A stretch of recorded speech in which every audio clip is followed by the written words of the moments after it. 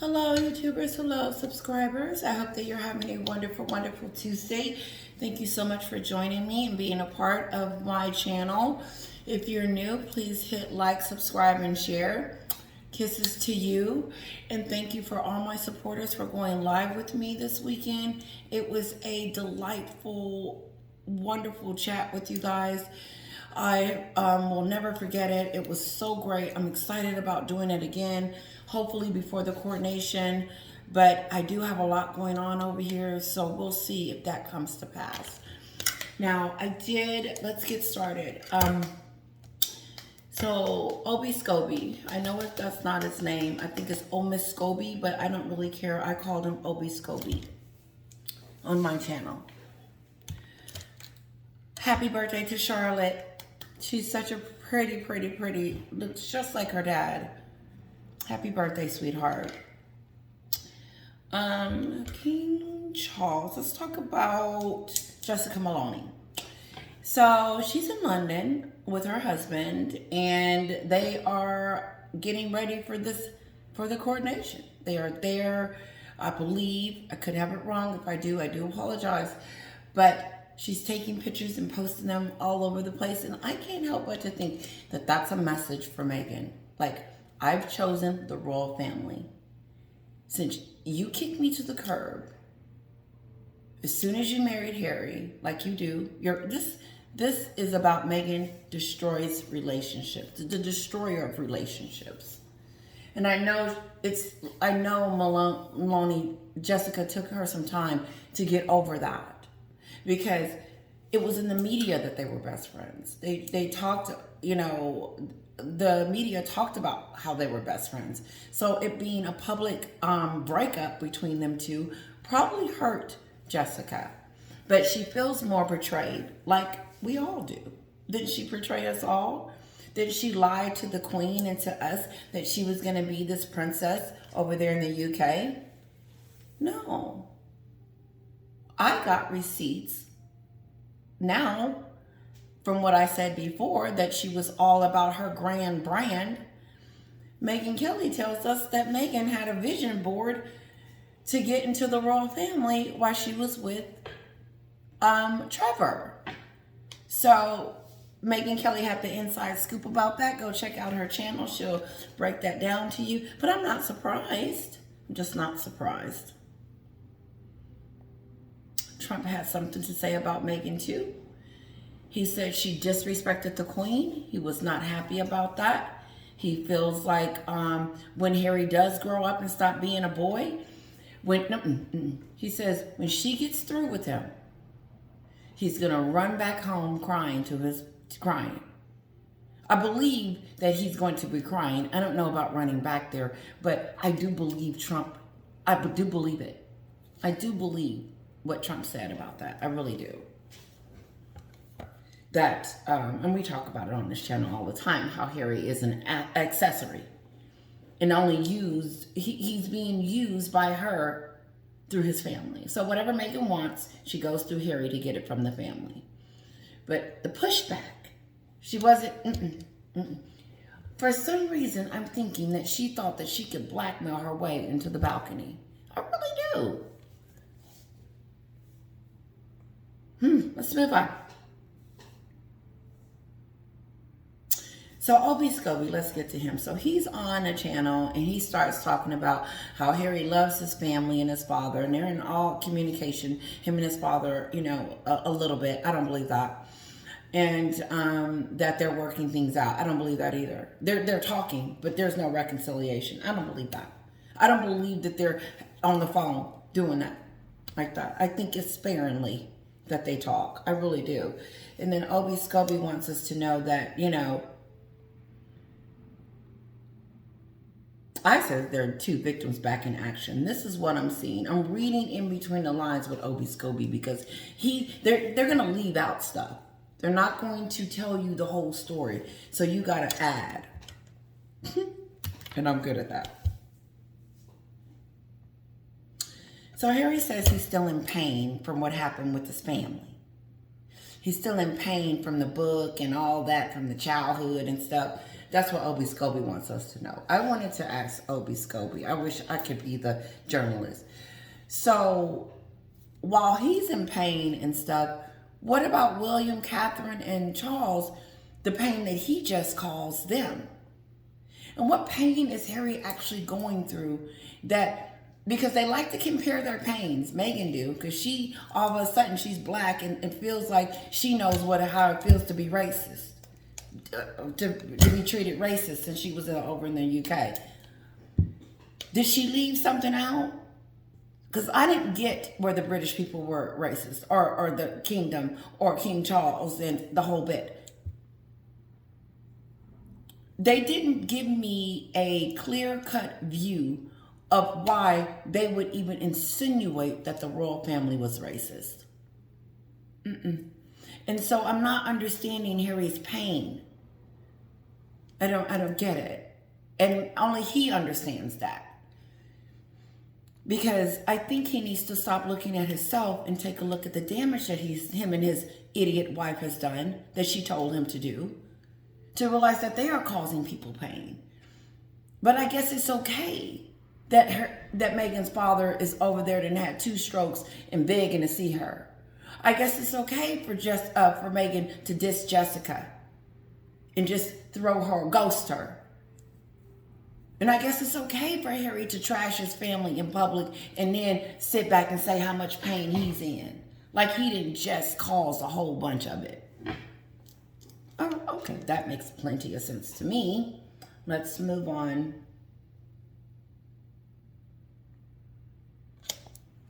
So there was discussions about Harry getting there because the courtiers don't even have flight arrangements so they can prepare for his security.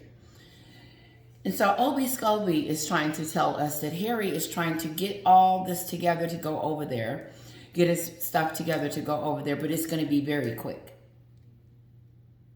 And he's trying to figure out how he can get home quicker.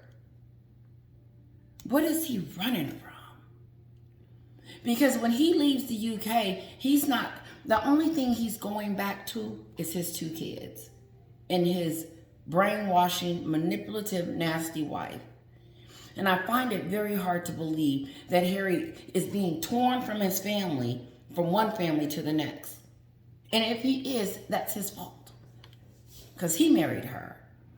But now he's in such a hurry to get back home from the coronation to see his lovely wife and kids. Like he ain't looking at them right now. No.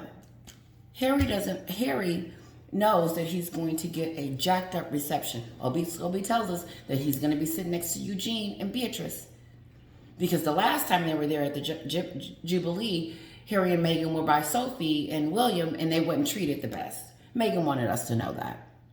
Meghan wants us to know that when she was there before, she didn't feel comfortable or whatever. Because why? You wasn't on the front row? They didn't want to talk to you after you called them racist? Did you know? Why do Obi Scobie and the journalists forget to bring these things up, to remind us of why? Okay, so Harry's going to rush back home to Jezebel. Okay, that makes perfect sense to me. Go. And if it's such a big hassle for him, I do hope that he gets his son. I do hope that Charles gets to see his son. In spite of all of their shenanigans, Obi Scobie. He also wants us to know, and I hope I'm going to repeat it. I hope I'm not repeating it. That Harry and Charles have a relationship over the phone. They're talking. I don't believe it's like that. I believe it's like, oh, okay, bye. Or so. I don't believe that there's this long conversation going on with King Charles and Harry. Because Harry's not listening to anyone but his Jezebel, Meghan. And so it really doesn't matter what Charles says to Harry. He's not listening to him anyway. His direction is coming from her. So she's controlling this. I don't believe Meghan wants him over there. I don't believe she wants him over there. I don't. She wants full control. And if he's over there, she doesn't have control.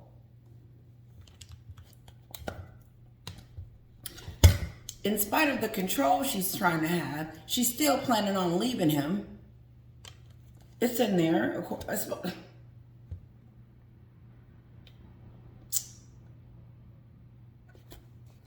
So then Scobie brings up the cottage, and he lets us know that they were disappointed. Meghan and Harry were a little upset about the cottage being taken away. Why? Taken away? Why? You live all the way over here in the United States. You decided to leave the UK and brand yourself new, to create this new world, this new Meghan. Everything she's always wanted to do, now she has the opportunity to do it, but she messed up. Meghan could have had everything that she thought she wanted if she hadn't called the family racist and attacked them.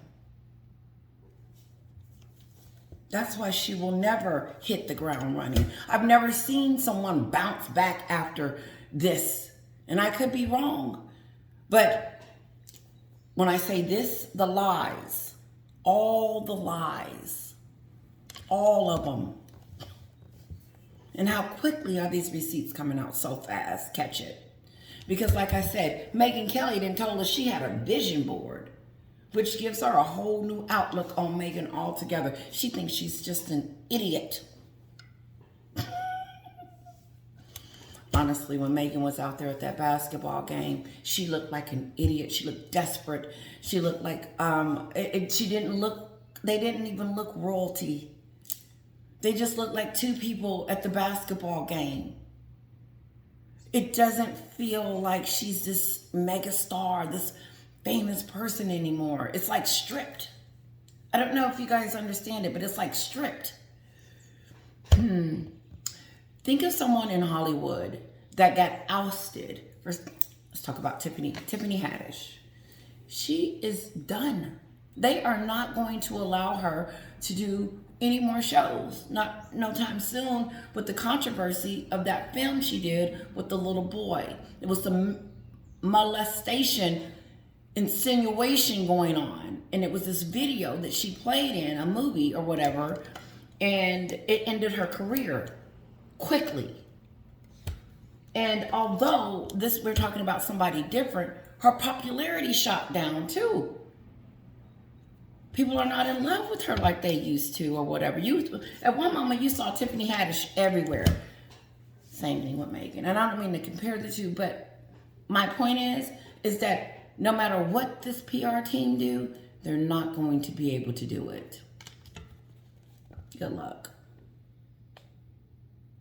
So Harry and Meghan wants to let them know that they were upset about the Frogmore Cottage. I don't care that they're upset. So what?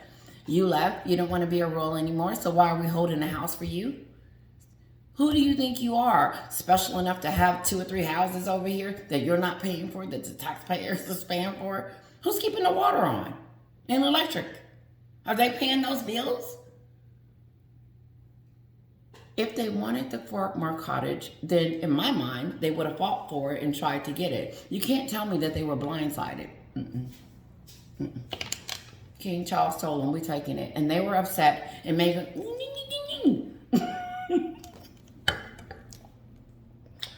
Moving on. Meghan's a taker. Take. She's never giving. And I thought it was pretty cool that Andrew gets the cottage. But Meghan takes things. And she doesn't care that Andrew's moving in there. I believe she wanted the house. It was hers. You don't own it, just like you don't own those titles that you're running around with. You left being a senior royal, but you forgot to leave something on the table, girlfriend. Funny how Harry understands.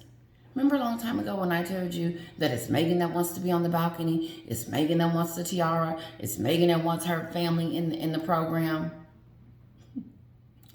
Here's my receipts. Harry tells Scobie that he's not, let me see.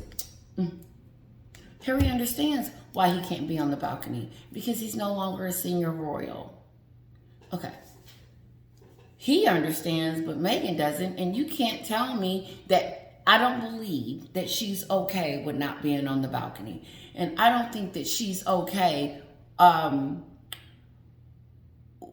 She understands the fact that she can't be on the balcony. The only reason Meghan is not going to the coronation is because she doesn't want to be in the back. It has nothing to do with the booze and his birthday, and it doesn't have anything to do with her allowing Charles to have the limelight. That's what Scobie says. That Meghan doesn't want to take away from Charles's moment because she knows that when she comes out the door, that the spotlight's on her. Okay, Obi, are you saying we want to see her because she's beautiful and, you know, she's something to see and that's why? Or is it because we're going to be looking at her because of the nasty things she's did? I think she's full of it. She's not going for the reasons why I say, because she can't be on the balcony. And it's not because she's don't want to take the limelight out for someone else. No, that's just a PR statement. If you didn't care about being on the balcony, what took you so long to RSVP? What was the holdup? Where were you gonna sit? That's what he does. He had a problem with his seating arrangements. I guess because he didn't want to be behind a candle. I really don't think Carrie cares. William is not talking to Harry. He won't talk to Harry. He ain't got nothing to say to Harry and wants him to stay far, far away. No, William's not going to call Harry up and say, hey, how you doing? What's going on? Can we talk? Then Harry and Meghan puts the ball, Scobie tells us that Harry and Meghan puts the ball back in the royals' court for them to make the change. Or make amends or whatever. No, Scobie, it's your girl. It's your girl Meghan that called the royal family racist is the one that needs demanding and apologizing and being accountable for that crap.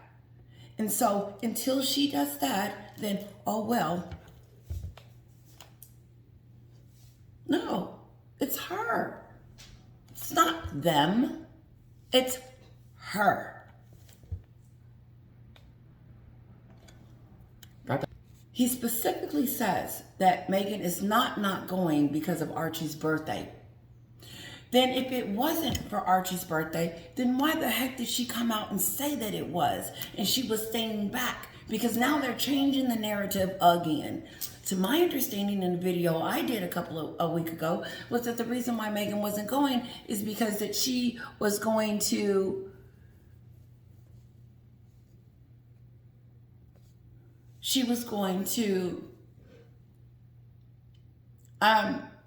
stay home and do the birthday party for Archie at the mansion, at the castle over there in Montecito.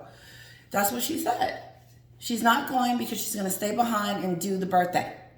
Now she's not going because she doesn't want to take the limelight off of Charles. That's stupid.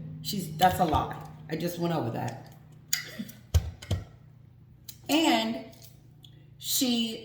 what was the other thing? She didn't want to be in the limelight. She didn't want to take the limelight. No, she doesn't want to go because she can't be on the balcony. That's mine.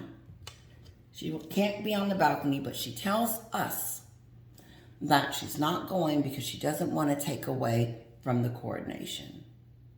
That's not true.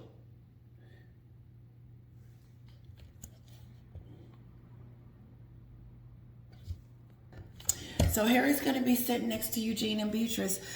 And I think I said that earlier because Scobie said he didn't want him to have a incident like with the Jubilee when he was sitting next to Sophie and close to William and it was awkward. It's always going to be awkward because she decided to call the family racist. And they decided that this was a good path for them. To defame his family, trash them. And for what? For money? For money? I hope this video was great, guys. Just a little bit about Obi Scobie getting ready for the coronation. Meghan wasn't not at the Met Gala. I don't believe she got an invitation. And if she did, I believe they removed it and said, we don't want you here. I believe that Meghan is having a hard time in Montecito for her popularity. And I believe she grabbed onto this company to help her with her image. Is it her image or her brand? But like Dan Wootton said, she decided the best time to tell everybody that she was busting out into this newness was a week before the coronation. Like he said, could it have to wait like 1 or 2 weeks after? That's all I have today, guys. Listen, I kept it short. Kisses to you. Love you. See you next time. Don't forget to share, like, and subscribe.